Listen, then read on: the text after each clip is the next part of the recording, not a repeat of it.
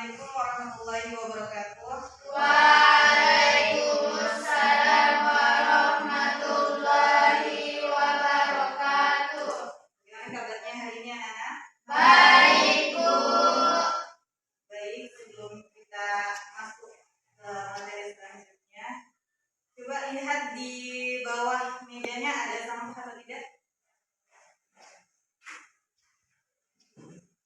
Kalau yang ada sampahnya dibuang dulu.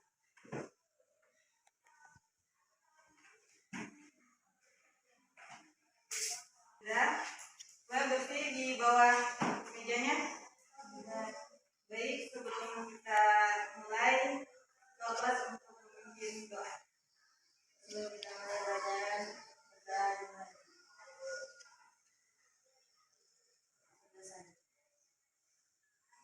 baik, Ibu akan mengabsen namanya satu-satu ya.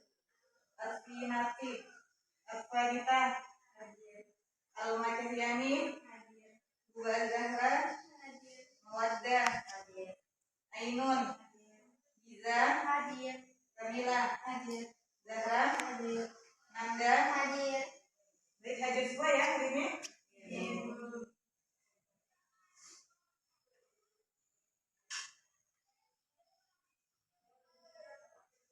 Baik, sebelum kita masuk ke materi selanjutnya, masih ada yang ingat materi sebelumnya? Masih. Materi tentang apa yang kemarin? Struktur teks Berita. Masih ada yang ingat terbagi menjadi berapa struktur teks berita? Dibagi menjadi 3. Apa yang pertama? Kepala berita. Yang kedua? Ekor berita. Ada yang tahu apa itu kepala berita?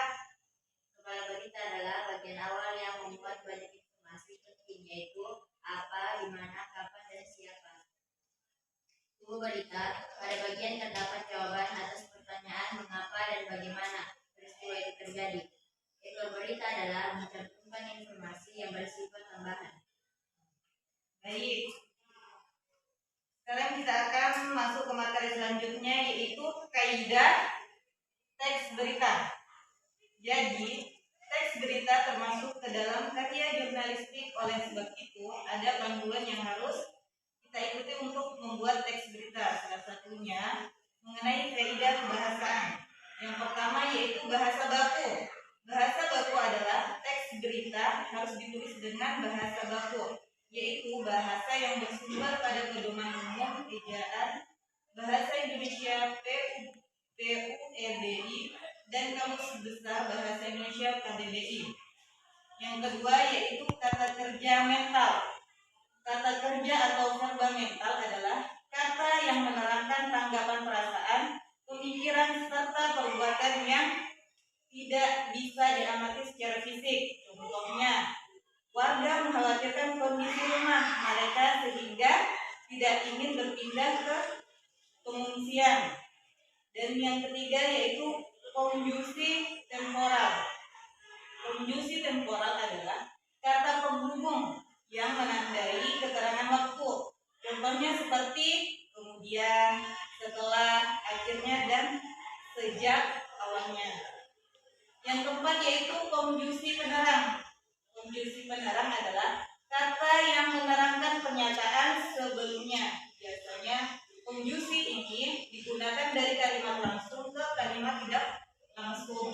Contohnya, Kepala BNPB mengatakan bahwa Kukusti sudah dapat kembali ke rumah karena banjir telah surut. Dan yang kelima yaitu kalimat langsung. Kalimat ketika wartawan meliput berita, keterangan narasumber diperoleh secara langsung. Jadi dalam penyajian beritanya, wartawan akan menyusun teksnya dalam berbagai ragam kalimat. Salah satunya yaitu kalimat langsung.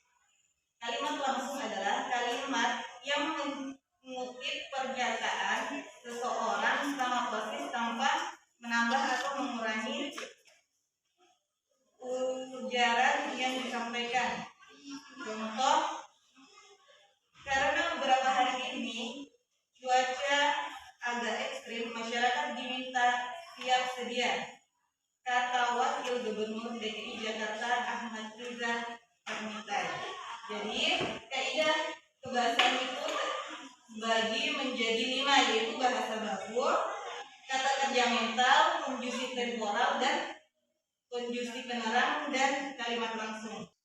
Baik, jadi semua sudah paham ya apa itu kaidah pembahasan teks berita.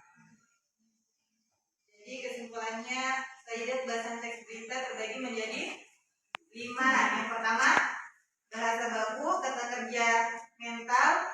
Yang ketiga konjungsi temporal, keempat konjungsi penerang, dan yang terakhir yaitu kalimat langsung. Baik, semuanya sudah paham?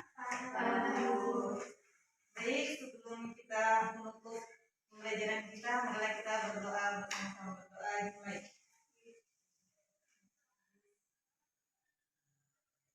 Wa kafaratul majelis. Subhanakallahumma wa bihamdika nashhadu an la ilaha illa anta wa nastaghfiruka wa natubu ilaik.